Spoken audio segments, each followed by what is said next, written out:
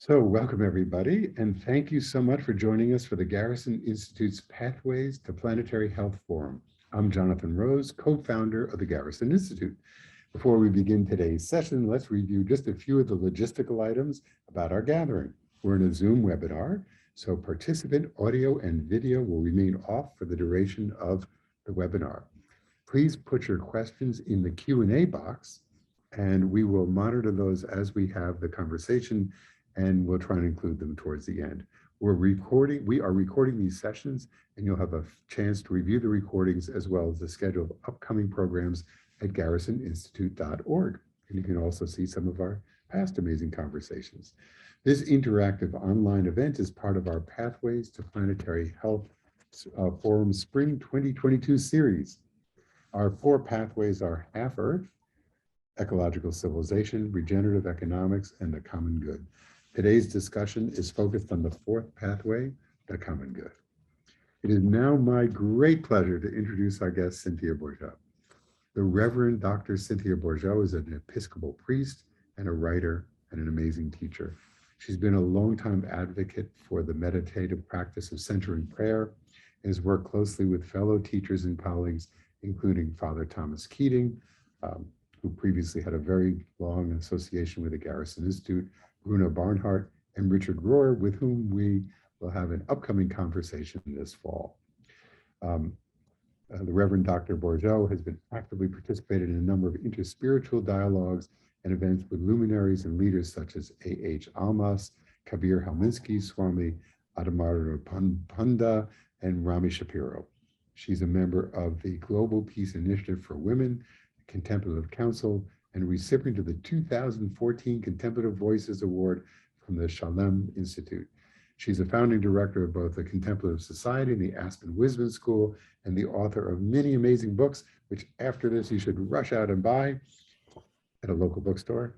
The Holy Trinity and the Law of Three, The Meaning of Mary Magdalene, The Wisdom of Jesus, Centering Prayer and Inner Awakening, Mystical Hope, and others. So Cynthia, welcome to the show. I'm so glad to have you. Well, thank you, Jonathan. Good to be here. So let's begin with your story. And my understanding is your story begins at the Quaker meeting. Well, probably begins before that, but let's go back to the Quaker meeting. Yeah, and I assume that part of the story, you're talking about the story that led to the kind of wonderfully curving spiritual path I arrived at. But I think it was an expanding spiritual path, not a curving path. All right, we'll let it spiral outward happily. So yeah, I was, as a young child, I grew up in the countryside outside of Philadelphia, which is of course the old Quaker stomping ground, the old William Penn stomping ground. And the landscape there is dotted with little Quaker schools. And my parents sent me to one for my early education.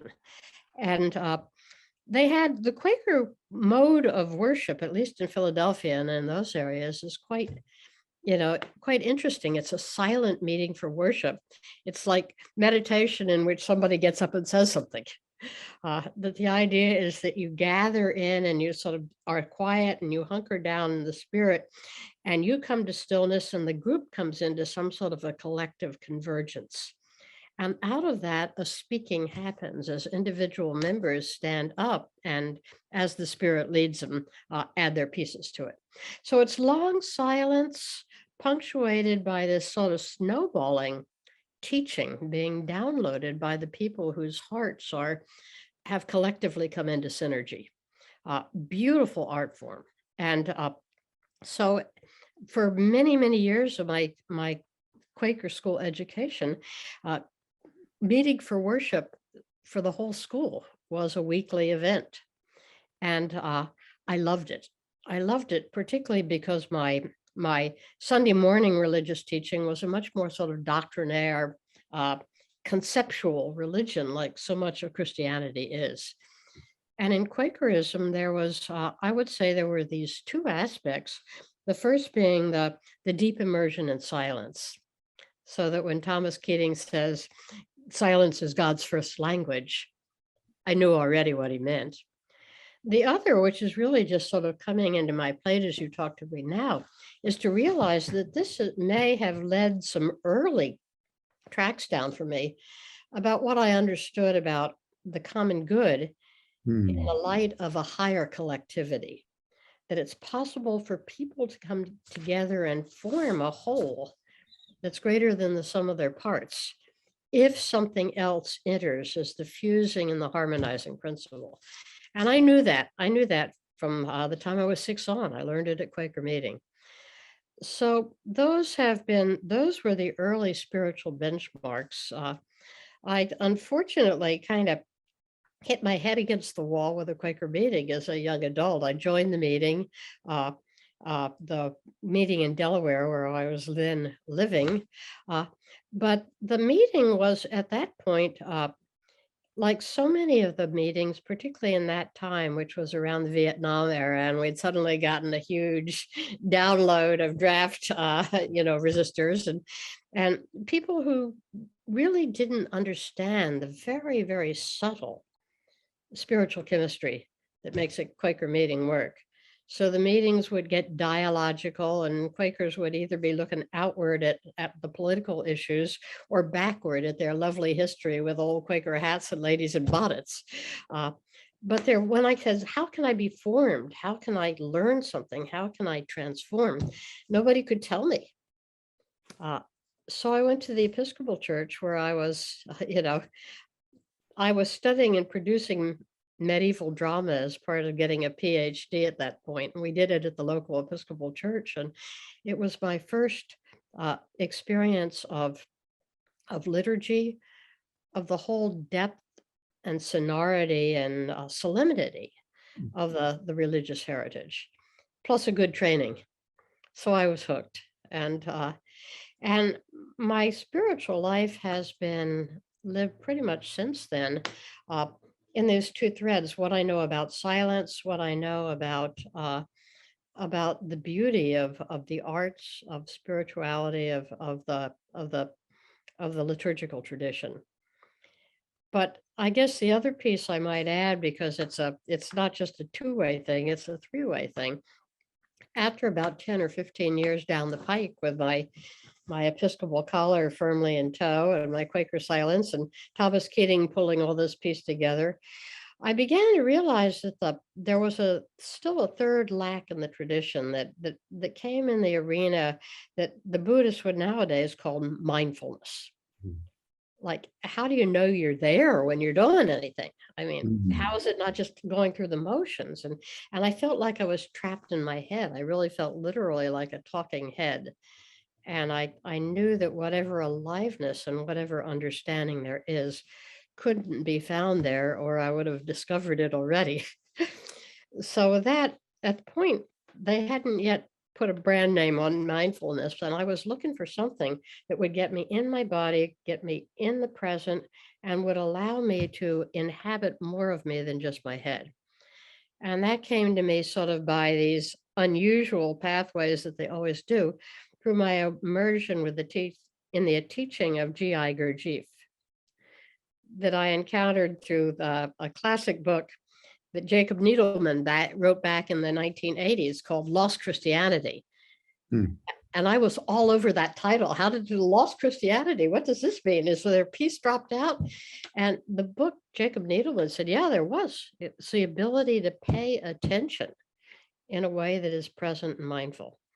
And so with that, one step led to the other, and Jacob Needleman kind of got me introduced to the actual living tradition of the fourth way, the Gurdjieff work.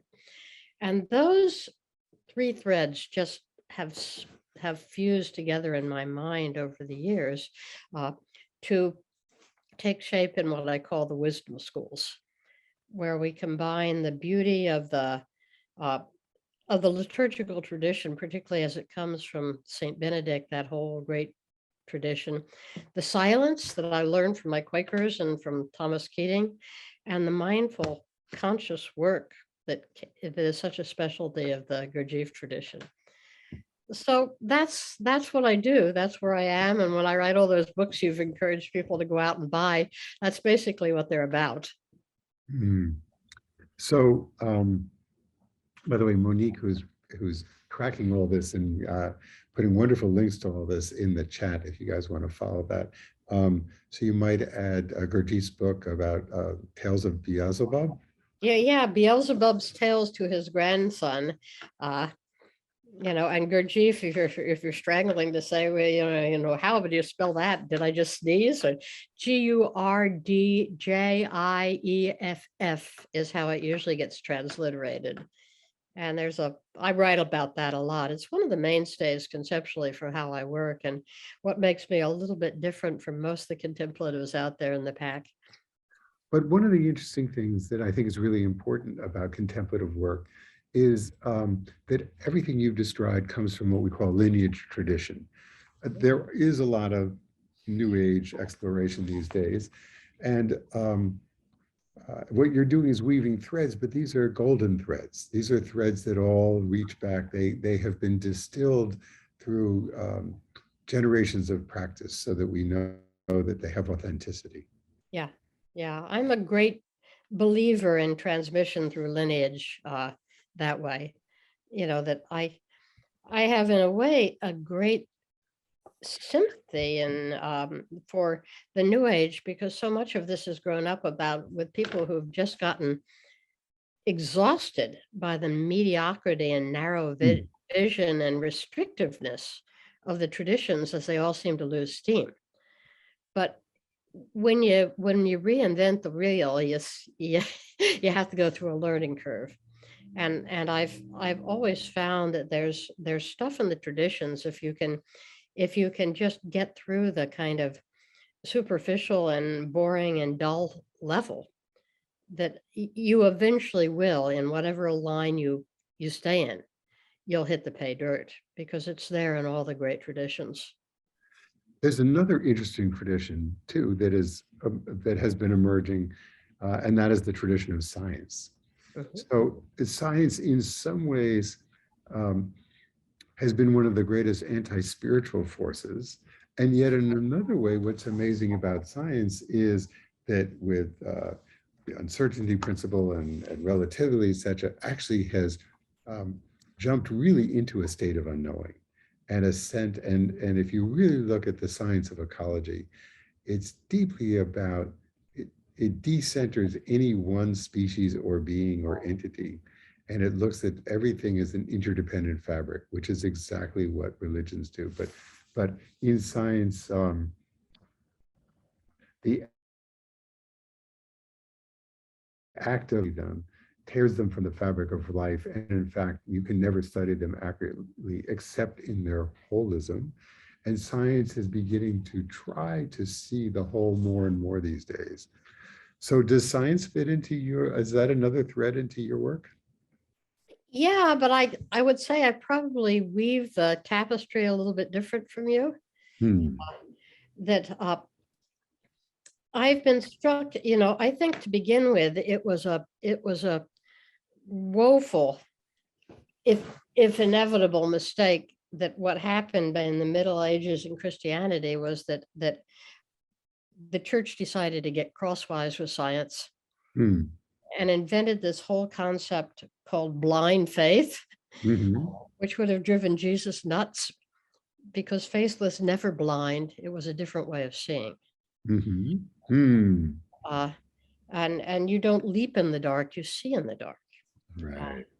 And so what was happening was that already the Western church and Christianity was kind of getting reified in a very, very small mind and at a level of consciousness which is way below anything that reality actually works at.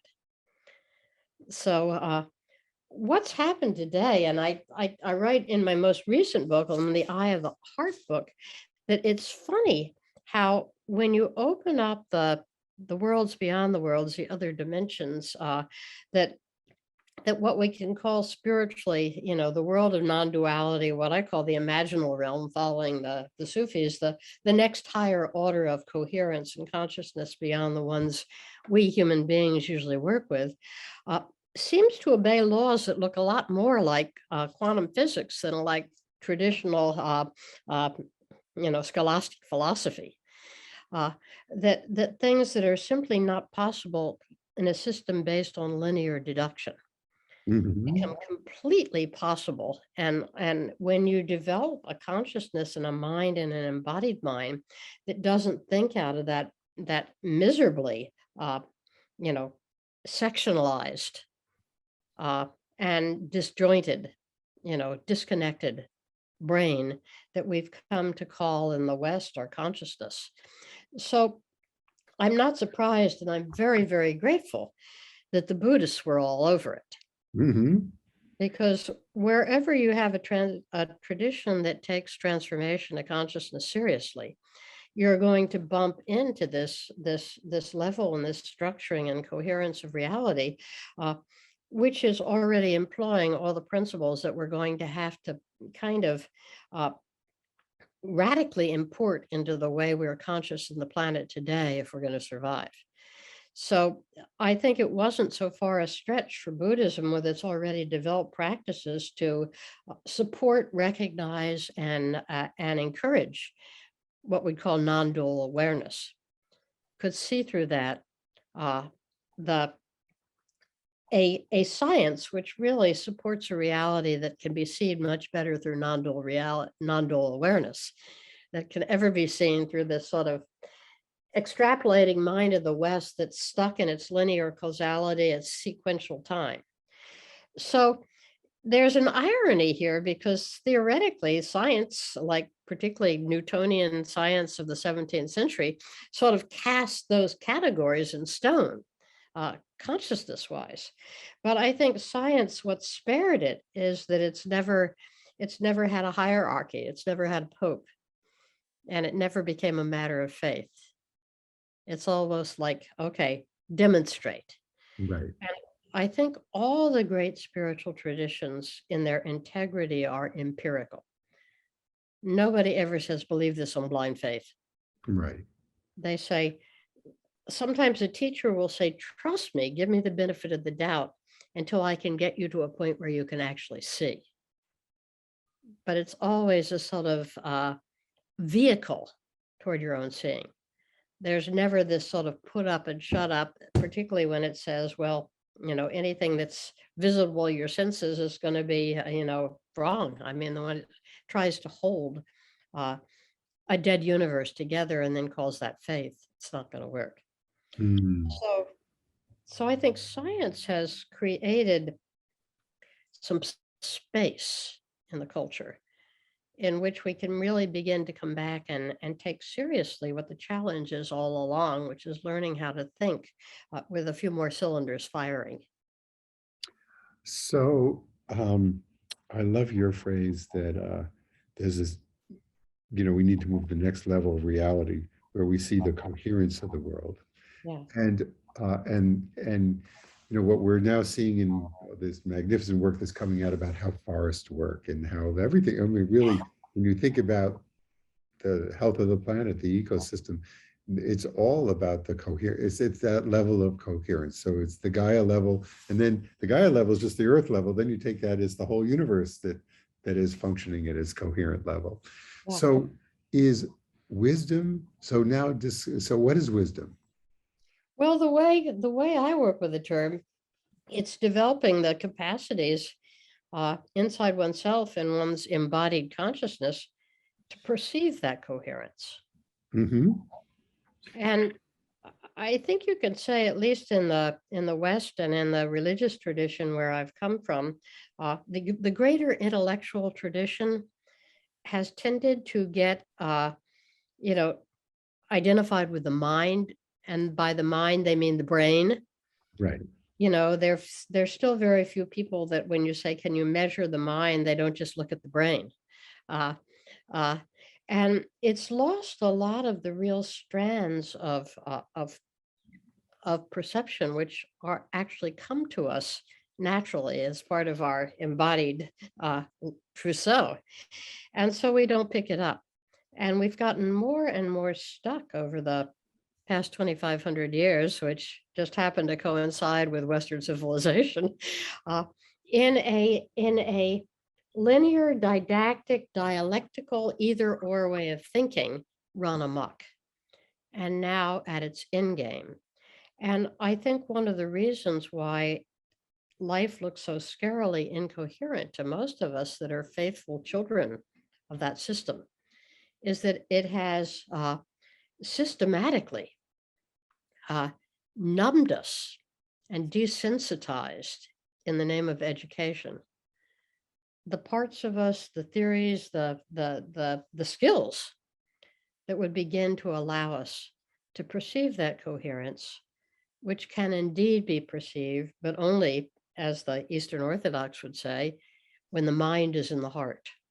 Right. Okay, so how do we get the mind in the heart?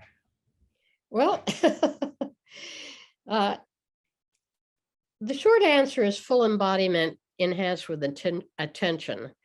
But I'd have to start first by saying that it's you have to do a little bit of a translation here first, because a lot of people in our culture today here get the mind in the heart, and they'll think that means get the mind in the emotions, open up, be more emotional, be spontaneously in touch with your feelings. And then that adds into the already anti-intellectual current that we've got enough of in the US today, that anybody who is actually trying to think is accused of being in their head, where God likes you to be in your heart. So we get rid of that. Emotions are actually probably the biggest single block to being in your heart, as it's actually been taught and trained in the inner traditions. So it's a matter of realizing that what we're talking about when we put the mind in the heart is bringing the body to a different center of gravity to begin with. And the traditions in both the Eastern Orthodox and the Sufis, where this has really been developed, make clear that we're actually talking about a physiological embodiment where more subtle energy collects in the region around the heart. Uh, and it allows you to perceive it like with a higher candle power of clarity and luminosity and coherence. So that's where the whole Gurdjieff part of the system entered for me and became such a life changer, because Gurdjieff uses a very, very simple formula. He says, even this, just put the mind in the heart, doesn't get you quite far enough. That we really have a tripod of ways of knowing inside us that are essentially intellectual, the way the mind knows, the way the brain knows, the way the emotional system, knows through empathy and intrinsic synchronous vibration, and the way the moving center knows through intelligence and rhythmic motion, through exploring the world through sensation and rhythm. And that it's when these three are in balance, and also when you're able to engage the power of attention, rescue it from its usual configuration, running out to deal with this object and that object and that object, bring it in, concentrate force, and enliven, use that to enliven sensation. You begin to become aware not only of the meaning of the aliveness that is you, but the more subtle currents that run through it from worlds and from intelligence and coherence beyond our wildest imagining. And we can't pick them up yet because we're just too numb. We're working too coarsely. So it's a matter of fine tuning our physical instrument and then plugging the energy leaks. And this is where the rubber hits the road, because the biggest single energy leak, if you really want to move into this next kind of consciousness, is the leak of the enormous amount of energy we spend cultivating, manicuring, maintaining, and checking in with our psychological narrative self that we've generated entirely through the laws of an inferior consciousness. And everything in our culture, particularly in the West, ever since St. Augustine invented autobiography back in the 5th century. Everything is about the story of me. And here I am, and I'm examining my sins, and I'm looking at my consciousness, and I'm going to my spiritual director, and I'm finding out my Enneagram type, and I'm like perfecting my story, and I'm holding my wounds, and I'm doing the forgiveness, on and on and on. You know, I'm lost in the story of me. And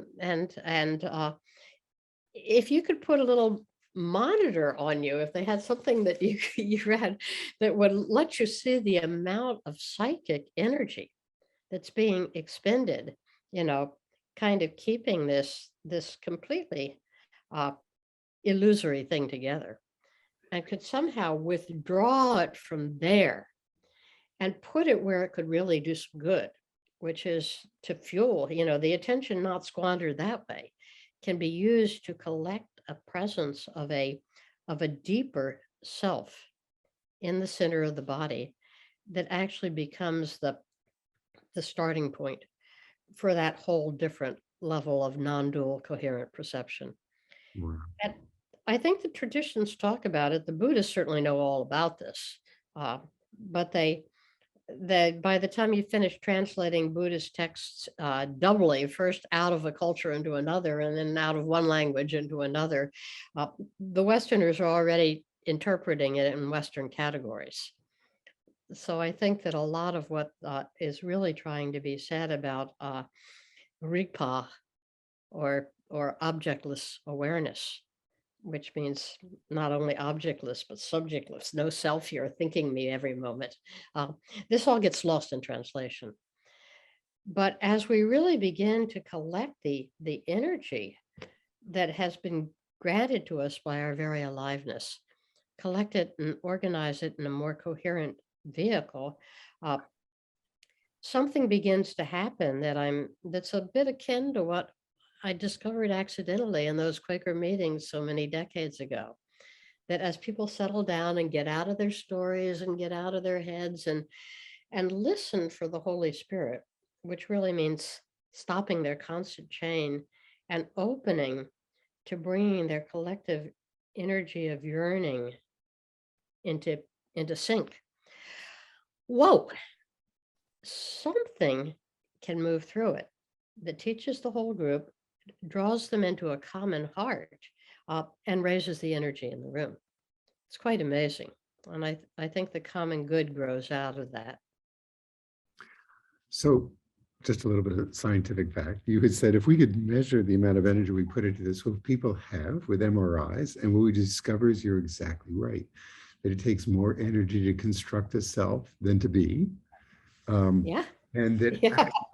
and that actually the studies of the rankings of the world's happiest societies, they've actually discovered a direct correlation between happiness and what is called the default mode network. The default mode network is that unconscious rumination that we go through, that endless kind of mind wandering, Yeah. not well focused, and centered in me, in a constructed me. And it turns out that the more you are grounded in your default mode network as a culture, the less happy the culture is. Yeah. So once again, science completely agrees with you. Yeah. But Yeah. now here's the question. So we live in a culture today in which both the left and the right are increasingly grounding us in ourselves, in our identities. Huge identity. So identity politics, the right accuses the left of it, and the left absolutely has a lot of it. But on the other hand, the right has a lot of it too. And interestingly, there's a rigidity or a defiant almost construction of self and self-importance that, so I want to get on to the common good that actually is antithetical to the state of mind that's necessary to really grow a common good. Yeah, exactly. So how do we make this cultural transition? Well, that's the question. And, again, another book that's been really helpful to me for perspective is Jean Gebser's wonderful, groundbreaking work, which comes from the 50s, Swiss phenomenologist, historian, and philosopher of culture, who really did the first real systematic study of levels of the evolution of the history of human consciousness. His work laid the foundation for a lot of Ken Wilber's work, but Wilber took it in a slightly different direction. Gebser's look at how the great epics of human culture since back in the cavemen and beyond have divided into basically 5 great epics of culture, or 4, since one is always with us. And that the particular way that human beings think, certainly in a concentrated way in the West, but probably so around the world, because they're reverberations of it in all cultures, is this middle structure of consciousness, which has with it a way of holding attention and a sense of selfhood that is focused on the I, that you find yourself by standing outside of yourself and reflecting on yourself, or ruminating. Happiness is when good things happen to you, et cetera, et cetera. Anyway, long story short, this culture is this era of consciousness, which has probably got the most alienated, isolated, individualistic sense of self that we've ever seen in the world, is waning. And already, as so many people have been telling us from so many different quarters, there's a whole new structure of consciousness emerging that is going to manifest in the planet. So that's the good news. The bad news is that the breakdown is bloody hell. And we're in the middle of the breakdown, because the classic way that the mental structure will break down when it reaches endgame is atomization. I mean, it splinters. The buzzword nowadays is it silos. Right. And there's no common truth. There's no common, everybody talks with their own group. Everybody's in their own identity, politics, and everything is either or, everything is slogan. And we're there now. And when you have that kind of a stage 4 metastatic end of a structure of consciousness that's held sway on which our Western civilization has been founded, you've got a severely imperiled instrument for trying to deal with these great questions, which I think the better angels in ourselves know can only be resolved in the direction of the collective, in the direction of the higher consciousness. Teilhard de Chardin was naming way back in the early 20th century that every leap forward in consciousness requires a higher collectivity, that things actually come together to form units that are characterized by unity and diversity, diversity within unity, unity within diversity. And that's the way evolution has worked all along. So that's where it is. The long arc of evolution bends towards consciousness. But we're in a very dark and critical time. And I think that I wouldn't want to minimize the fact that it could be blown. I mean, we could take culture, we could take the planet right back to the geosphere. So yes. It's not pretty. I mean, what we've seen with the massive destruction of the biosphere, in global warming, with the pandemic, which I'm quite sure is related to that whole mess, that we've basically dug not only ourselves but our planet into a stew that God only knows, whether we're going to be able to emerge from before it sloughs the whole thing off. So I wouldn't want to minimize the danger or try to put a happy dappy onward and upward. The new consciousness is going to save us all. Maybe. Teilhard has also showed us that cataclysmic events can happen and civilization can be just knocked underground for 60,000 years or so. When it comes out again, it'll pick up again. But so anyway, that is a kind of beginning to the question you asked, that when we look at some of our documents, and I think that those of us that live in the United States have to pay particular attention to this. Our founding documents were formed at the absolute height of what Gebser calls the deficient phase of the mental structure of consciousness. That's Mhm. when something shifts over and it gets more interested in quantification and measurement and times and categories and abstraction than it does in actual thinking.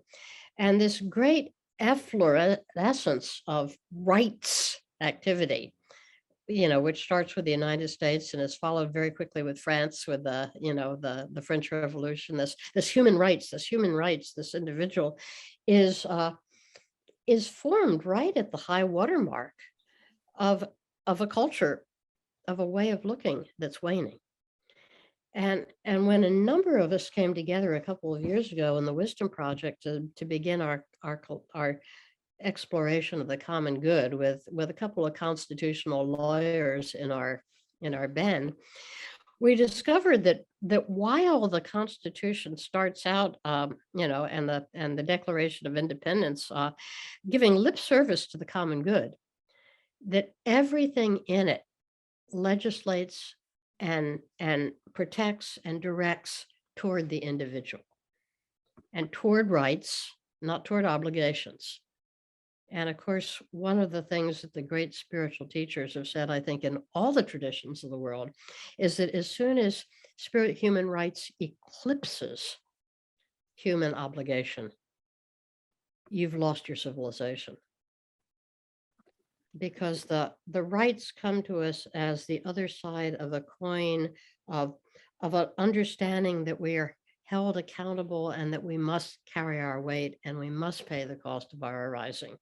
And when you forget that, you get an entitled and angry civilization rather than a coherent and grateful one. So we're starting with some severe liabilities, and my own sense, and what I was trying to do, Jonathan, when I wrote those 3 articles or so on the common good back with the wisdom school, was to look at some of the models that come from science to suggest that we ought to start visualizing the common good in a different way, not so much as as we do in our old structure of consciousness as a kind of majority thing. What's good for the most of us is good for the but as a flow system, so that what preserves the flow and what makes the whole thing move along harmoniously toward a goal which really is received from that kind of higher imagination, like the old Quaker meeting again. That's what's going to help.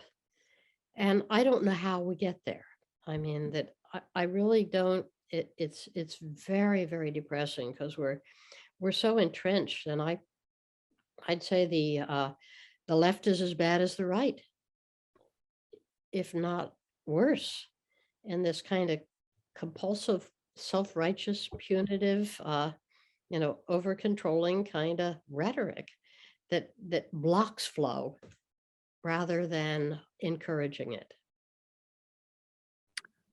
Yes. So interestingly, that is the job of the Garrison Institute and your work and the work of so many people who are on this call, is to actually shift, in that paradigm. And one of my favorite writers and thinkers, Danella Meadows, said that, the leverage points of a system, the most important leverage point is to actually change the thought process or the paradigm within which the system holds itself. And this is the moment that you are absolutely right. The old paradigm is completely failing. I want to give you an example of that. So in 1749, I believe, Benjamin Franklin in Philadelphia formed something called the Philadelphia Philosophical Society to examine the metaphysical questions of the time.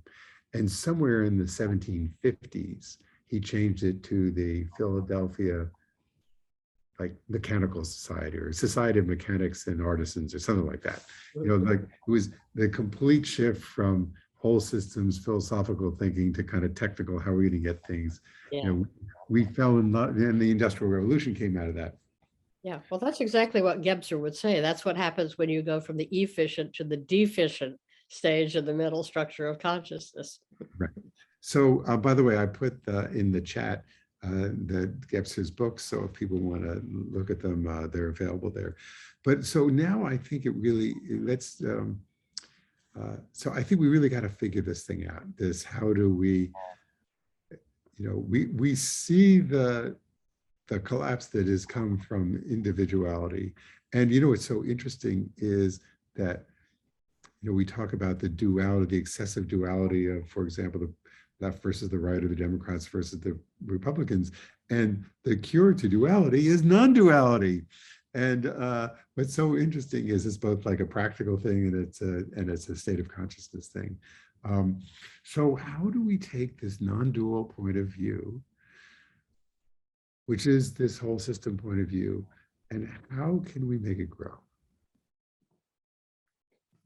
Well, my short answer is we can't. You can't get to there from here, as we say in Maine.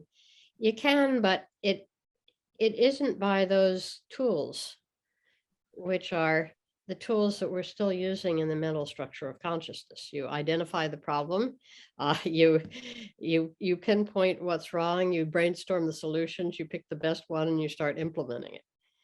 It won't work, because that too is tied far more pervasively than we know to the dying order. We don't realize that that's just one of a dozen or more ways of structuring the playing field, and it structures it so it always lands in the same cul-de-sac. For me, there's really a couple of things. First of all, we need a wider roadmap. I mean, we need to get off of this planet. We need to, and not just, by that I don't mean just going into outer space. I mean, we really got to begin to at least imaginatively understand what those old maps of the great chain of being were trying to tell us. That we do receive assistance from realms beyond our own. And I'm not just talking about the sentimentalized versions of this that you get in so much religion, although thank God you still got it there. The assistance of the Blessed Virgin. We were talking about this, the assistance of saints, that we do receive assistance, that this planet and this level of consciousness is both very precious to the whole scheme of manifestation, but it also has its obligations. And we're not just talking about it like, even Gaia doesn't go far enough if you just think it's our beautiful Earth. I mean, that we still limit our thinking too much. We're thinking, okay, well, so we can't meet on the ground because of the pandemic, so we'll just send out a few more, satellites into space, put up a few more 5G networks, raise the electromagnetic vibration and agitation of the whole planet, and think we haven't done something, and think that doesn't have implications for how substances are given and received amongst worlds more subtle than our own. I can tell you it does, but we're still using that old let's fix the problem mentality and thinking we're the only one in town. So we need a roadmap that really takes into consideration, and I'd say it in the mystical way because it's going to be best that way. This whole thing, the whole manifest realm, is both an explosion of and also an actualization of the heart of God, whatever you mean by the heart of God. And I'm not meaning that in some sort of narrow little, Christian way. I'm meaning that there's something in the power and the love and the coherence and the intelligence of everything that so wants to manifest its form, that everything's in existence around that. And it goes from from highly coarse manifestations to very, very subtle, microscopically subtle we can't even imagine. But we're part of a vast coherence. We can't fall out of it if we want it. Hmm. And if we think that it's going to change because we die, no, the particles that are us are still part of Earth, part of sea, we're here. We're part of the heart of God. Try and get out of it, you know. And so we need this much more mysterious and mystery filled map that dares us and in fact compels us to imagine our human destiny and our human responsibility on a scale more vast than anybody's been able to dream for probably thousands of years, except when they're in love. Mhm.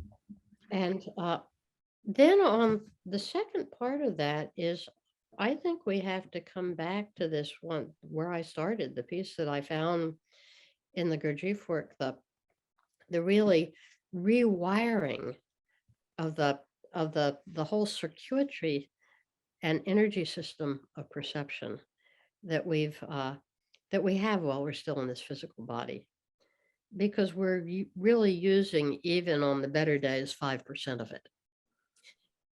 And most of it is lost in rumination, introspection. We're not aware of where our feet are, when our mouth is yapping. That if we could bring ourselves into a more concentrated presence and learn not to squander our being energy in our stories, but instead to be able to gather in this space in the whole heart of God that we take on. We could be receiving and giving and transmitting energy that would touch off backfires that could pull us out of this mess.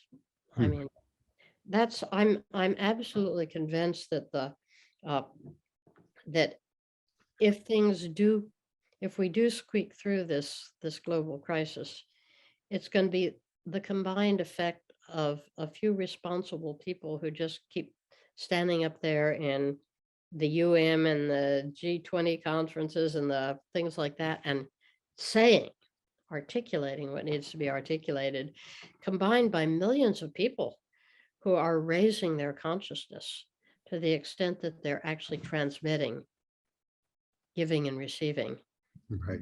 the help that's needed. We have to fill this planet with energies, with substances we've almost depleted. Substances like courage, substances like conscience, substances like trust, goodness, forgiveness. We just have to generate them and put them back in the atmosphere of the planet again, because it's dying without them. And we have all these tight little stories going on of, well, we can't forgive till we've been forgiven or till they've admitted guilt. And, and we can't trust because it's untrustworthy. Well, of course it's untrustworthy out there because nobody's trusting. So And, you got to start from the other end. And we, as generators of cosmic substances, have to take responsibility for the fact that we're required to do that and start to do it anyway, regardless of the stories we tell ourselves. and every one of those qualities that you described. So let's just go through them again. There was love, there was trust, there was forgiveness, Gentleness, peace. That in the Christian tradition, you've got them in three lists. First of all, there's the great theological virtues: faith, hope, and love. And then you've got the fruit of the Spirit, of St. Paul calls them, and I can't do them all. They're 9 altogether, and there's some overlap, but it's peace, joy, forbearance, self-restraint, or non-reactivity, if you want to call it that, uh, gentleness, mercy, compassion, kindness. The Buddhists know all this. The Sufis have 100 names for God. This Islamic tradition does, and many of these are high spiritual substances. We're doing a interspiritual course right now on spirituality and practice, and the Sufis Kabir Helminski gave us a wonderful word to start with from the Sufi tradition, ya shafi, healing. Hmm. These are energies that we can actually put into our planet. We can generate them if we're not spending so much time stuck in our own anuses. So each one of these is an individual capacity that blossoms collectively. Yeah. And so when you say we're running out, they're there. We just have to choose them more. We need a system that chooses them more. So I want to ask you, so some of the questions that have come up have to do with trauma. And to me, one of the qualities of trauma is that the recipient is so assaulted that it breaks their trust in the world, so that the broken part isolates and in self-defense, and yet the actual best defense is to reconnect. I think it's not clear to me whether we are growing a more traumatized world, or we're growing a world more aware of trauma, and maybe even micro aware of trauma. So how do you see trauma in the process of individuation and the process of healing? Well, I take a two-sided view to this, and partly it's not going to be possible, or it's not going to be popular because it's going to be culturally incorrect at this point. But trauma is another story we're telling ourselves. Mm-hmm. Like victimhood is a story we're telling ourselves, like forgiveness process is a story we're telling ourselves. And we've been telling ourselves a lot of stories for the past 50 years anyway, maybe more, that emphasize our human helplessness, victimhood, and brokenness. And of course, it comes on very good and compassionate science, and with a real genuine willingness to help. But I would have to say that there is something in the human spirit that is not contained or defined by its past, by the shit that happens to it. And that liberation in all traditions means knowing this. And that one of the things that the behavioristic era has done for us is to make us think it's always like this. If somebody gets so wounded, they're going to wind up broken. It sounds like we're machines. Mm. But we aren't. And there have been people who have walked through extraordinary trauma and somehow managed to stay afloat, and not only stay afloat, but reach toward and touch and manifest something else that comes in. So my sense working, and this is not only in just philosophical and spiritual work, but in trying to integrate all this in my personal life as well. I realized that one of the real challenges working on a spiritual path is you have contrary, almost often 180 degrees upside down worldviews and teachings between this world, particularly as we've developed it in the Western psychological world, our sense of self, our sense of story, our sense of history, and what the spiritual world has always told us, the non-dual world, about where the source of strength comes. And the Buddhists have told us that unbinding will always work. So because I know it isn't productive to set this up as an either or, because that's again, Right. that's what the dying middle structure of consciousness always does. So I set it up as a both and. Mm-hmm.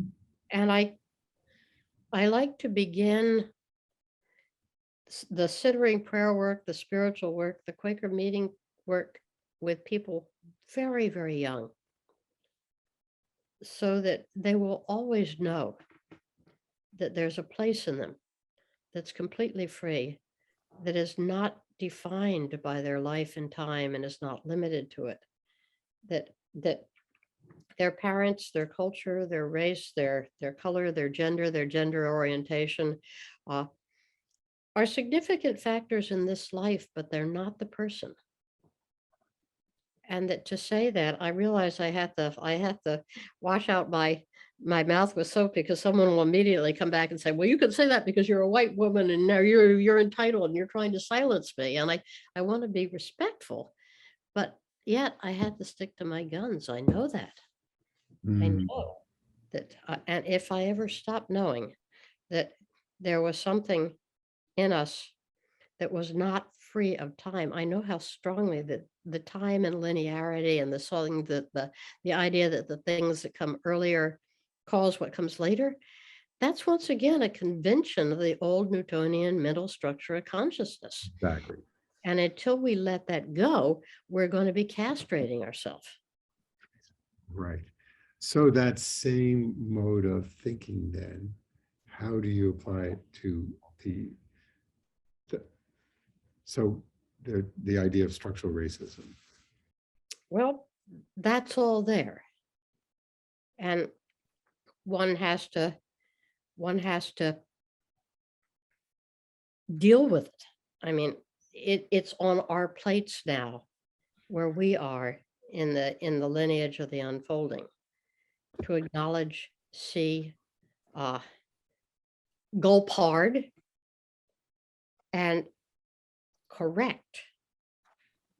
But the actual correction, and I know it's possible for spiritual work, for the past to be healed from the present. Mm-hmm.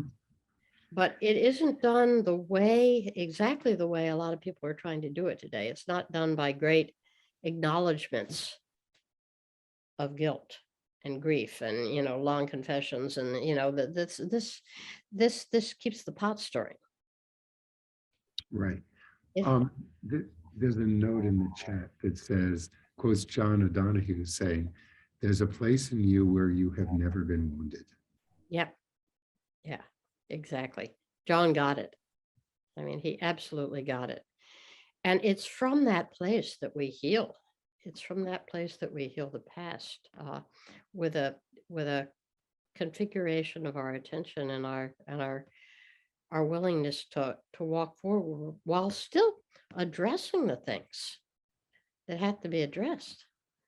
I mean, my goodness, this may be really dangerous, but we've been sitting here in our wisdom for, civics for wisdom students project. We realized, putting the pieces together, that the right to life movement, as it emerged in the moral majority back in the 1979 and created a collusion of Roman Catholic and Protestant fundamentalists around right to life, around abortion. This originally began as a product of systemic racism. Its roots, too, the right to life movement, are in systemic racism, because all these little Christian schools in the South that were formed in the beginning anyway, because they didn't want their children going to school with no Black children. And the IRS was hounding at their door to remove tax exempt status. That through Jerry Falwell, the whole idea came, let's bait and switch. Let's take it away from, no, we're just protecting our children from having to go to schools, desegregated schools. We're for the right to life. And, you have to look at this stuff, and you have to be properly, angry, but not angry in a reactive way. I mean, you can't go back and deal with that. You have to move forward. You have to say, okay, well, let's smarten up here. Let's own what is ours to own, and let's legislate some policy that respects, that understands what's required going forward to support a common good in a country that is going to be more pluralistic, more racially integrated, more racially intermarried, that is trying so hard to move to the next level of collectivity. So we can't afford to waste time in anger over the past. We somehow have to eat that, plow it back in again to the creation of a better future. And this is what really bothers me. I watch so many people, particularly so many well-meaning white people, feeling really, really sorry to realize the extent to which our brothers and sisters of color have been traumatized in the system that we've been profiting on, trying to become buddies and protectors in their own classically white kind of way of their Black brothers and sisters, and stirring the pots of a kind of touchy political correctness. You have to say it this way, you have to, that just makes it really impossible for anything to come out of that but these kind of sinkholing angers. I've seen so many groups just splinter because people had slightly different ways of languaging it. And it's, we can't do that anymore. Meanwhile, the oligarchs just sort of smile sweetly and march on down the highway to what they want, while the left self-destructs in political correctness, and the right, God knows what they do. Yes. So our time has come to end, but I don't want to end on that. We have to end on We have to end on something happy, right? Exactly. So I want you to describe a vision of a world that is infused with the collective intelligence that emerges from the non-dual sense of the common good. Well, it can't be legislated and it can't be middle managed, because that saps the energy. But my vision would be that there would be a genuine resurgence of spiritual institutions which were not governmental. I mean, I think the work of people that's being done, like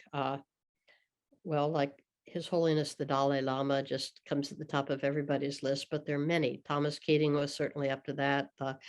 The attempts in the interspiritual movements to really create what you might call a world moral capital bank. Mm. And it wouldn't have governmental authority, because then you get theocracies again, and then you got somebody ramming their theology down everybody else's neck, down their throat.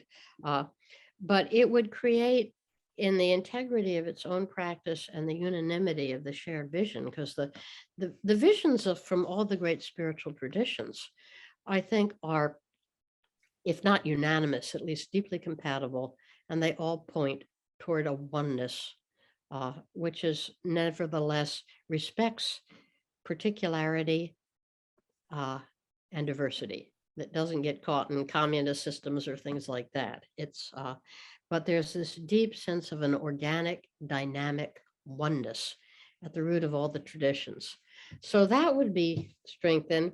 Each religion in its own way would get its act together to stop lying.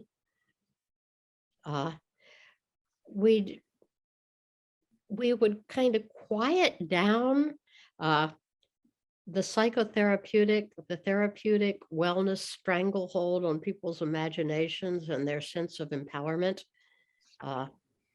and then work together to put decent people in office in government, because that's the only way we're going to turn it around at the level. But because I believe that we can receive assistance from above and from with each other, and if we can only generate a higher synergy, a higher collectivity. I mean, we're seeing it in the Ukraine right now. People spontaneously came together around the world to, if it hasn't stopped Russia dead in its tracks, it sure has done a hell of a lot more than people could ever imagine, that this former comedian running this country with unparalleled courage could just spark the whole human imagination and unify the human family again. That's the happy story that I'd live on, because such a thing as the Zelenskys is possible in our world still. You're very right. And by the way, I'm glad you said the Zelenskys, because Madame Zelensky is pretty amazing too. Yeah, yeah, So exactly.